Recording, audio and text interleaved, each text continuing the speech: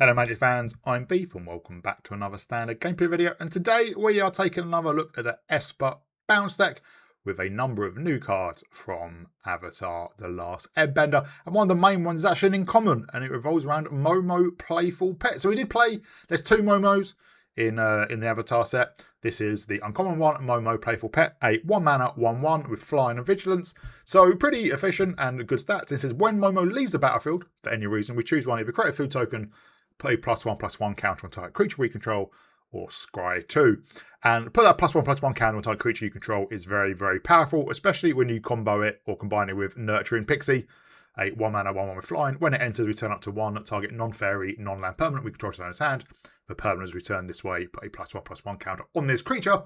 So if we can turn 1 Momo, turn 2 pick it up with the fairy puts a counter on it by itself, we put another counter on it with Momo, we've now got a turn 2 3/3 flyer. And obviously if we have 2 white mana going into turn 2, we can then just replay Momo ready to pick it up again. The other new cards are Airbenders Ascension, a 2 mana enchantment. When it enters, we airbend up to 1 target creature. Doesn't have to be as, but whenever a creature we control enters, we put a quest counter on this enchantment, and then at the beginning of our end step, if it has 4 or more quest counters, we flicker a creature we control, so exile it and return it straight away. So obviously this is great because we can airbend a Momo to get that leave trigger, and while playing it again for 2 is not ideal. You know, we've got another Momo in hand, we can play as a 1-drop, or we can airbend an opponent's creature to get it out of the way, or a troublesome creature. Ideally, obviously, won't have an ETB trigger, because if it does, we don't particularly want to do that. But obviously, once we get to up to 4, we can just flicker our stuff and then trigger Momo or anything else. Other new ones are Aang, Swift Savior. We have played this card before. 3 mana 2/3 with flash and flying. When Aang enters, we end up to 1 other target creature or spell. So again, great way to trigger Momo or any of our other synergies. And we can waterbend 8, meaning we can pay 8 mana, but we can also tap creatures and artifacts to help pay for that. Transform Aang into Aang and La Ocean's Fury, a 5/5 with reach and trample. When Aang and La attack, pay +1/+1 counter on each tapped creature we control. So again, if we use our creatures to waterbend, we can then attack with Aang and La straight away. Put a counter on Aang and La because he'll be tapped, he has a vigilance, and then put a counter on every other tapped creature we have. So very, very powerful. And then the other new card is Avatar's Wrath, a 4 mana sorcery. We choose up to 1 target creature, then airbend all other creatures until our next turn. Our opponents can't cast spells from anywhere other than their hands, and then we exile Avatar's Wrath. So if we've got a 3/3 Nurturing Pixie, or maybe even bigger from various Momo triggers, or if we have an Aang on La that we want to, we can select that. Everything else is airbended. Our opponent recast those spells for at least their turn, and then we can replay things, get synergy, and smash in with our lone creature. Obviously, they can play out creatures from their hands. The rest of the deck we've seen before. Sunpel Kirin, 2 mana, 2/1, and flash fly. When it enters, return up to 1 other target non-land permanent we control on his hand. If it was a token, draw a card. That's not relevant. Fear of Isolation, as additional cost to cast a spell, we can return a permanent. So be aware of that. So if we have a Momo down, and let's say we play the Sunpel Kirin, we bounce Momo, we can put a counter on the Kirin. Because the Fear of Isolation is an additional cost, we will pay that cost before the Fear of Isolation is on the battlefield. So if we, bounce Momo with the Fear of Isolation, then Fear of Isolation won't be on the battlefield to get the counter. So just be aware of that. Obviously, if you have other creatures you want to put a counter on, fantastic. But if you don't, just be wary of that. Then 3 copies of Dowerport Mage, 2 mana 1/3. Whenever 1 or more other creatures we control leave the battlefield without dying, draw a card, and we can pay to and tap it, return target creature we control to owner's hand. Great to pick up Momo or Sunpel Kirin or Fear of Isolation to get those triggers for our removal spells of Momentum Breaker and Nowhere to Run. Obviously, Hopeless Nightmare was banned last year, but these are just really, really good. Nowhere to Run, flash, when it enters, target creature and opponent controls with -3/-3, and then it turns off Ward and Hexproof as well. And then Momentum Breaker, when it enters, each opponent sacrifices a creature or vehicle of their choice. Each opponent who can't discards a card, and we can pay to sack it to gain life equal to a speed. So if we just get a loop going of getting down creatures to get 4 quest counters on Airbenders Ascension, at the end of a turn, we can just flicker a Sunpel Kirin or Fear of Isolation, pick up one of our removal spells, maybe trigger Dowerport Mage, draw a card, play these again, or flash in a some Pelkirian to pick up another one, play them again. Essentially, we're never going to run out of cards. We're never going to run out of removal. And then even if our opponent's board's really wide, we eventually draw into an Avatar's Wrath, reset their board, reset most of our board, but still have a creature. So it's really, really powerful. Mana base is 3 colours, primarily white and blue. So we have 6 plains, 1 island, 4 Flood Farm Verge, then 2 of each of the black, white, and black blue lands, and then 2 Godless Shrine, 2 Watery Grave, and 3 Universal Passage. We do only have 22 lands because everything costs 2 mana apart from Aang and Avatar's Wrath, and I did not have a problem with drawing lands. In fact, the biggest issue with this deck is just the colours, because you want Momo or Nurturing Pixie or something like turn 1, and obviously you have a majority of white. But if you're waiting to say, oh, we momentum break on turn 2 and pick up a Pixie on turn 3, you might not have black mana. So that is probably the highest thing. But it's a really, really fun deck, really, really powerful, and obviously using quite a few of the new cards. You could easily play Appa as well, the 4 mana flash when it enters Airbend any number of other non-land permanents. But I've decided to go with this setup instead, and it's worked really well for me. Hope you all enjoy it. If you do, please remember to like and subscribe. I'll give a shout out to my patrons, Arcadius, Meow, Thomas, and Adrian. Thank you very much for your support. Thank you everyone else for your support, and I'll see you all in gameplay. Our opponent goes first. We can turn 1 Momo.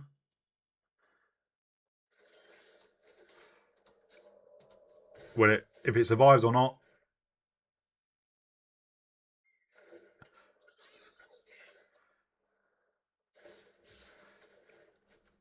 It does? They must have another one. Surely they have another one.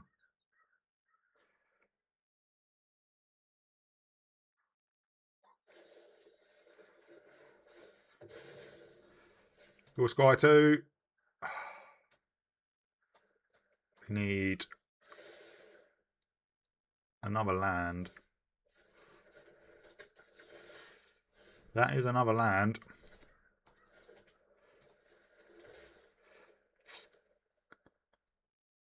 Since Nowhere to Run can kill it, we will pick this up. We will use Nowhere to Run instead of Momentum Breaker.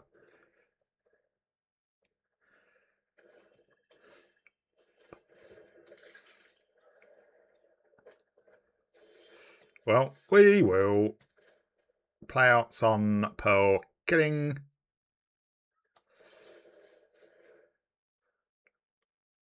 And pick up the Nowhere to Run. They do have a Nowhere to Run.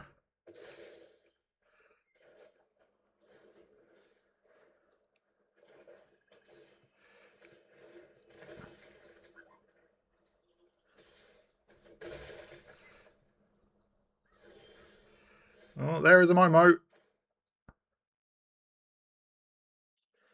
I'm going to play out Momo. They have another Nowhere to Run. And play out Airbender Ascension.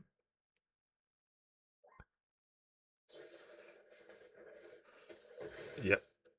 Let us scry 2. Don't need an Aang. And we'll keep another land. We will Airbend. They're diagraphical. It comes into play tapped.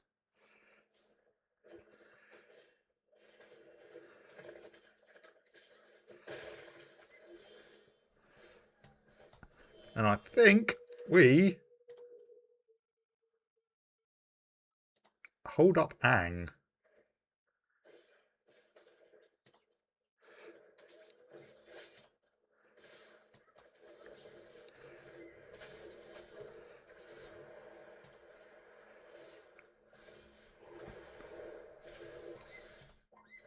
We'll jump you.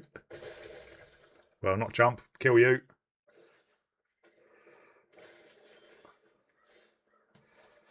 Let's get out on Direport Mage. Dowerport Mage, I mean. And let's get down a Nowhere to Run. Kill the whole carver. Hold back for now.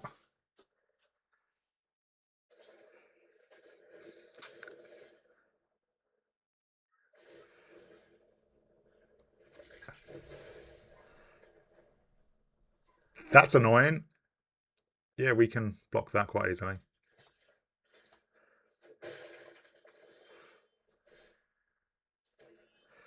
Well, let's play out the Sunpearl Kirin.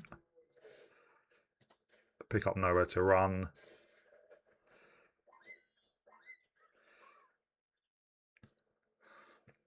If we hit a land drop, it'll be pretty good.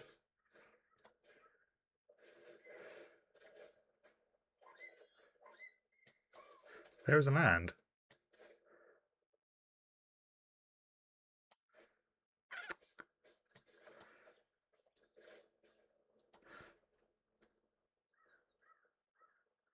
Her. Yeah, let's just Nowhere to Run. We'll do it now. We'll kill the Diagraph Ghoul.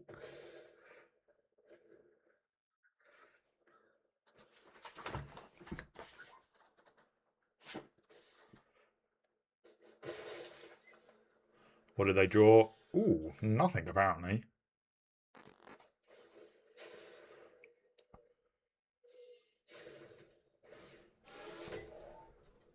Miner goes bye-bye.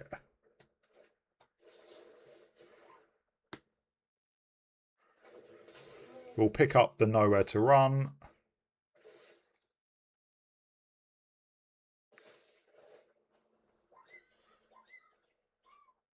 And we will bounce you to draw. Only have one blue mana. Maybe we'll play you on blue. And then we flicker our Dowerport Mage.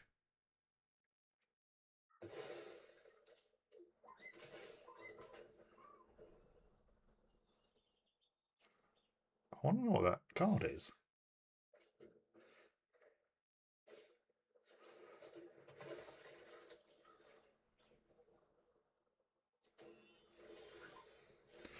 Well, let's Nowhere to Run.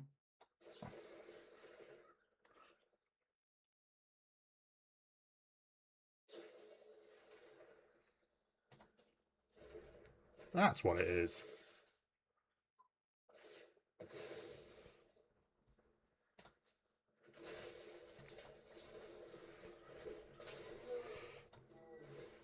Let's pick up the Nowhere to Run. Let's play the Nowhere to Run. Because then we just flicker the Sunpearl Kirin.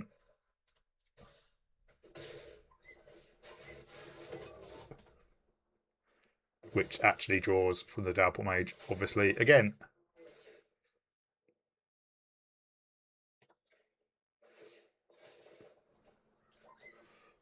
There's another land.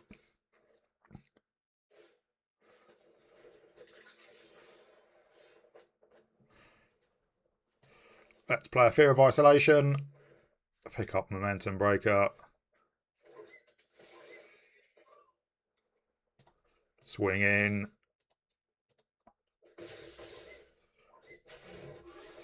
Play a land. Play a Momentum Breaker.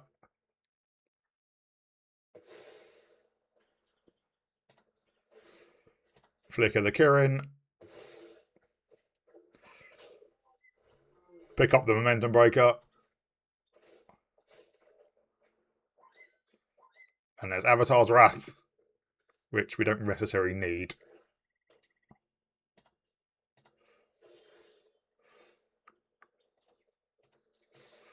Let's just swing in. We have drawn like all our lands. We don't need to pick anything up, so we'll flicker the Fear of Isolation because that is a additional cost trigger.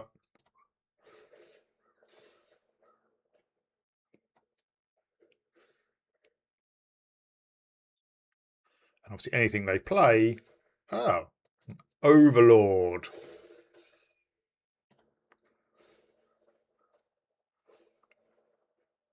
What do they get back?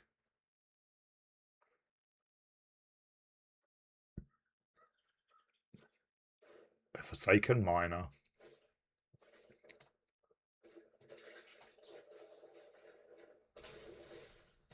We kill you.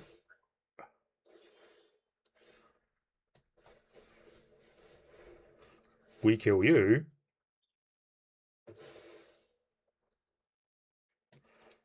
We attack in. And then we will play another sun. Well, we can flash it in.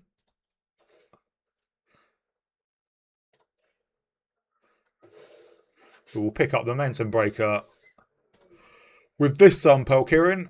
And we can pick up the Nova to run with the other one. And obviously we draw second Avatar's Wrath.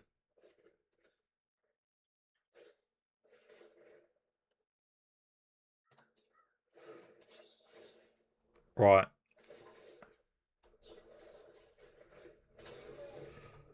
Quest counter, pick up you. Kill you before you can take anything. They might get back a couple of Forsaken Miners. But we have 6 in the air. And they can't block. So yeah, a pretty long game. And while they did beat us down for a while, I don't think there was any danger after we managed to start getting our combo together. Opponent goes first. Turn 1 Momo. Turn 2 Pixie to pick up Momo. At the moment, we can't replay Momo on the same turn unless we need to draw another white source. Oh, we're up against Shrines.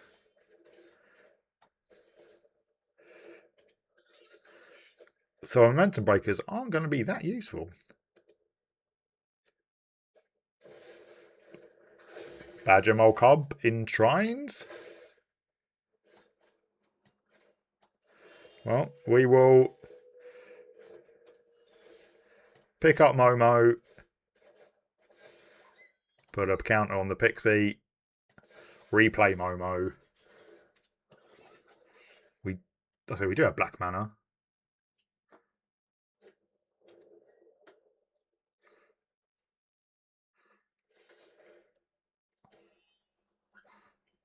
I think we could just airbend. Well, that's probably it.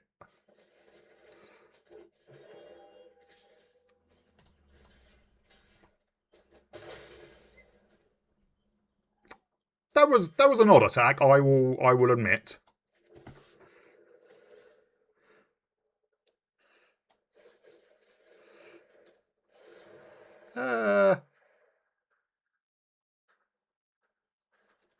Let's airbend your cub.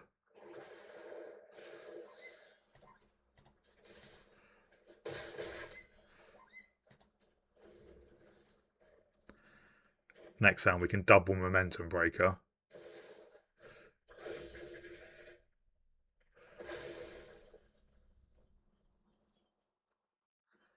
Which isn't massively useful, but it is better than nothing.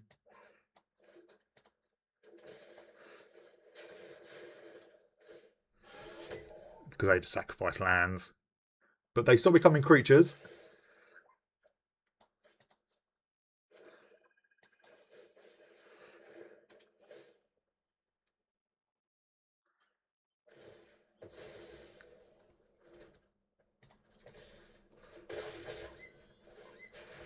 And we can gain life later on with the breaker.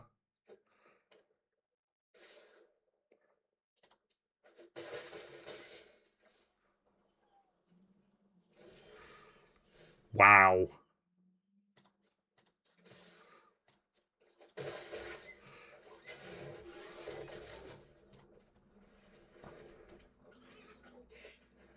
Let's keep original Momo. We will scry.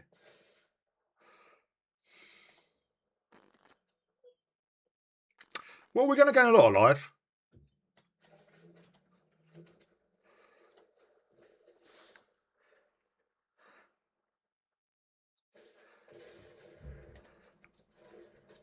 Well, those tokens are about to get killed.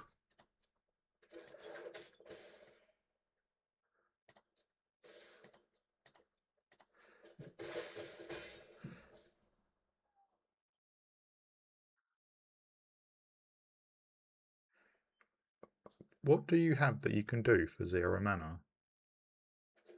Oh, play a land. That makes sense.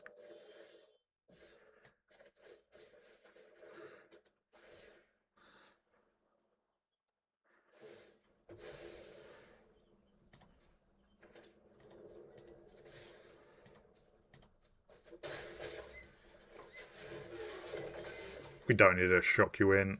This isn't sorcery, is it? Nope.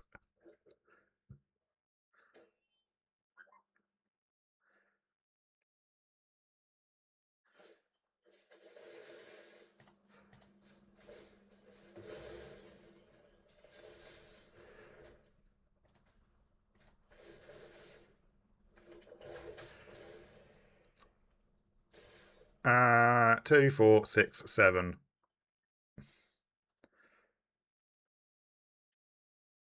Oh, they gain life as well, don't they? So we will kill that. Let's put a counter on you.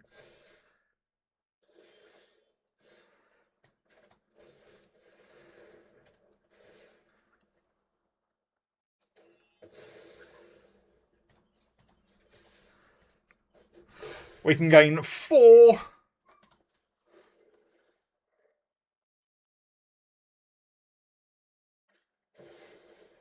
Sorry, we can gain 8.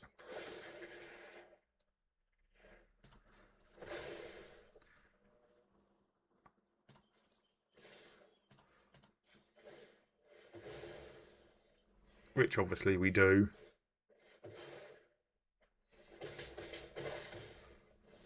What is our last card? Oh, I wanted to cast Avatar's Wrath. I know we didn't need to, but I wanted to. And opponent goes first. Momo and Nurturing Pixie. And Aang's obviously really good.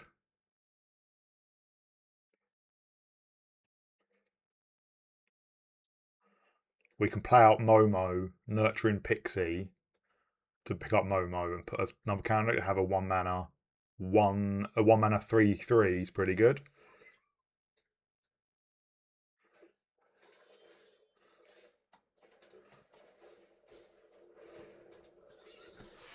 And then we can replay Momo. Oh, good. Badger Mole Cub.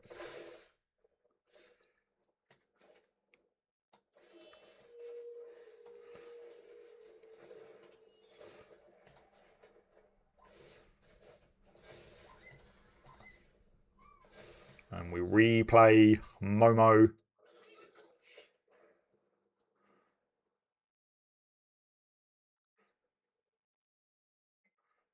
I would love to find my Avatar's Wrath.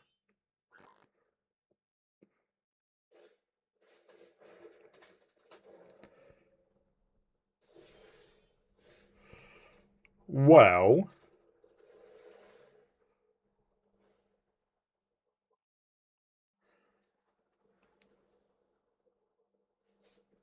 I think, I know this is a weird time to do it. We airbend.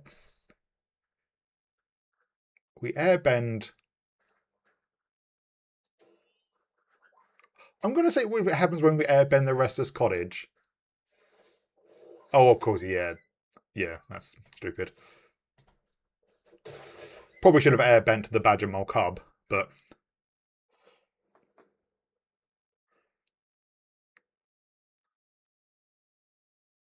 next turn we can pick up Momo again.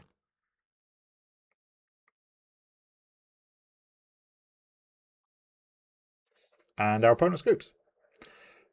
A turn 2 Badger Mole Cub was defeated. We go first. We have a turn 1 Momo. That's pretty good.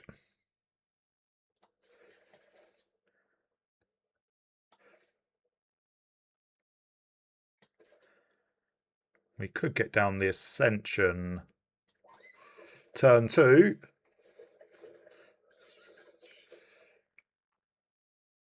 And maybe make a food token.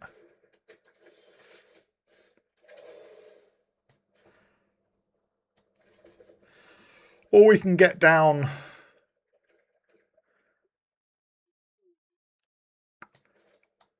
Yeah, let's flash in the Kirin. We'll see if we can... Oh no! That was stupid of me. It has reach.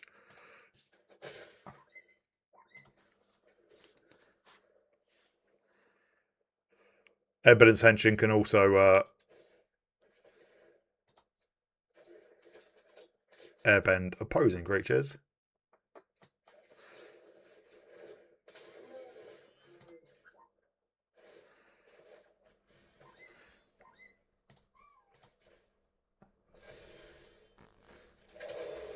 So Fear of Isolation is an additional cost, meaning we wouldn't be able to... Well, if we bounce Momo just by itself, it wouldn't necessarily work out. We wouldn't be able to put a counter on the fear itself.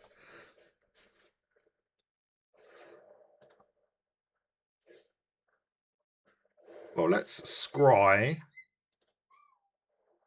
We do want to know where to run.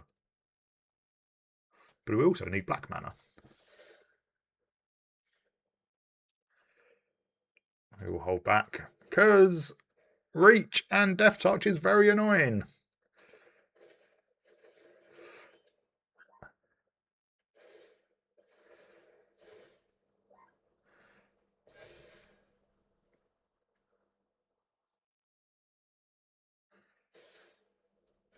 And so is Vigilance.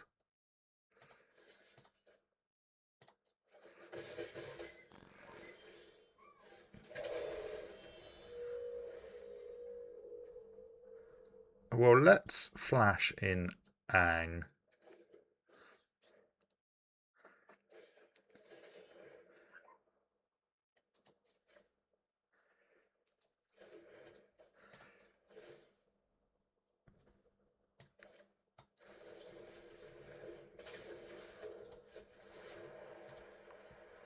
Let's flash that one. Earthbend that one.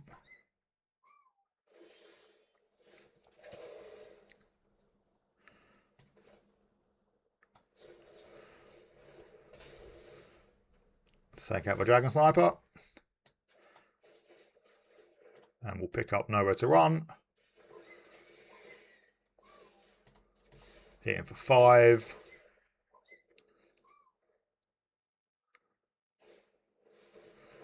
Well, they can take the Nowhere to Run. That's slightly annoying.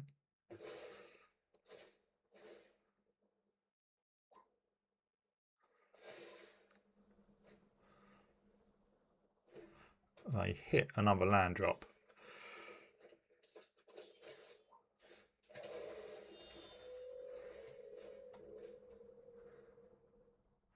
One, two, three, four, five, six, seven, 8. Yeah, we could transform. I think we do that next turn.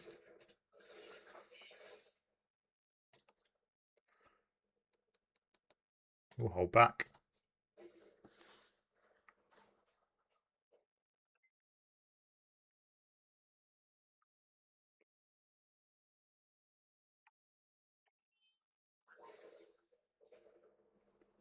Well, boo.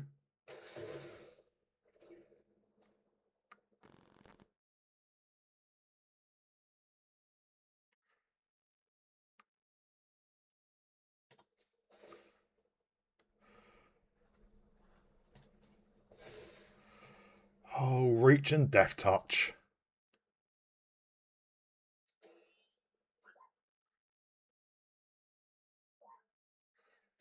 What else do they have?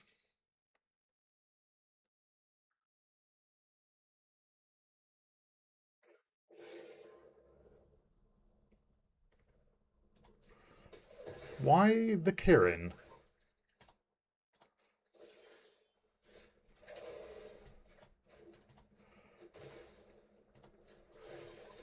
No, it doesn't matter.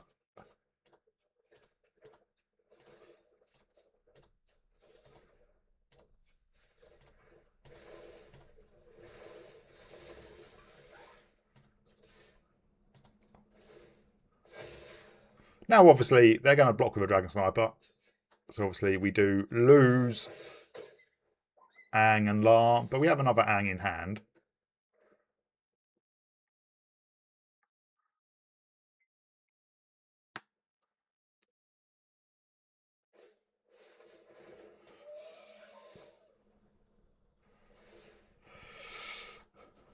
Well,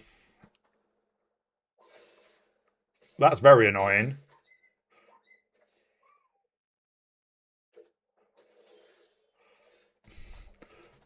We are flooding out massively.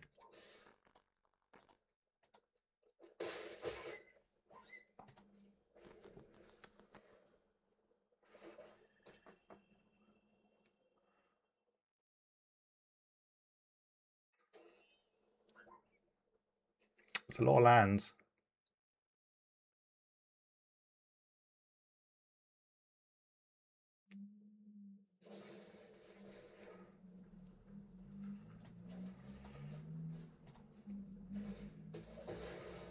We will scry too.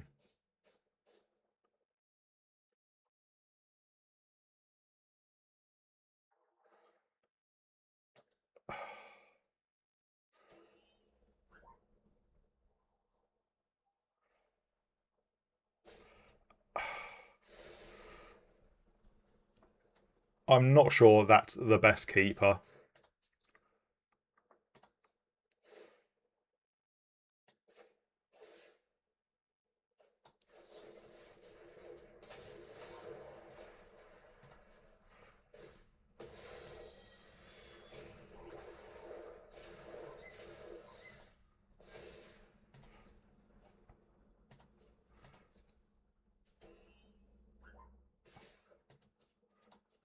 We will take that.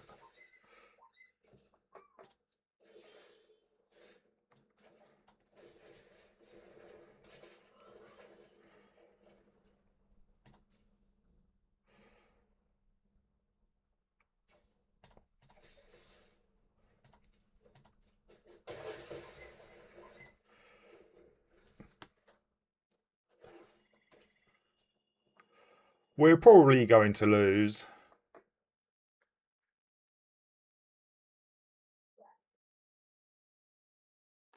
Yeah, it was drawing all those lands we didn't need. We did go. We do have 22 lands, I think, or 23.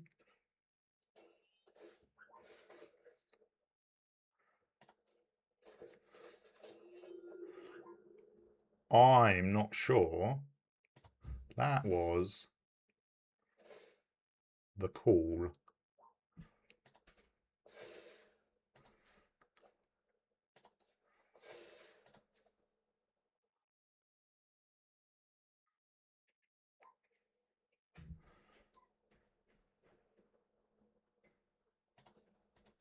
And wow, they clearly didn't find removal. They played out the bat. We just know where to run it in response and kill it, and then just get it for 5 in the air.